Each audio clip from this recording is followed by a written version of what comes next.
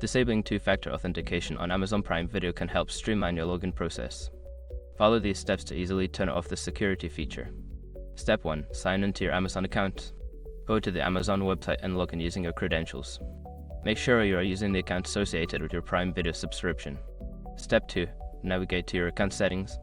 Once logged in, hover over the account and list menu at the top right corner. Click on your account to access your account settings. Step 3. Access the security settings. In the account settings menu, look for the login and security option. Click on it to view your current security settings, including two-factor authentication.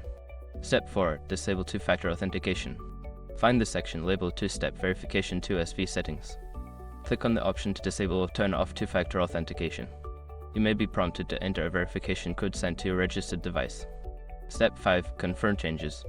After disabling the feature, ensure that you receive a confirmation message indicating that two-factor authentication has been turned off. Review your security settings to ensure everything is as you want it. Now you can enjoy a quicker login experience on Amazon Prime Video without the hassle of two-factor authentication. Always remember to keep your account secure with a strong password.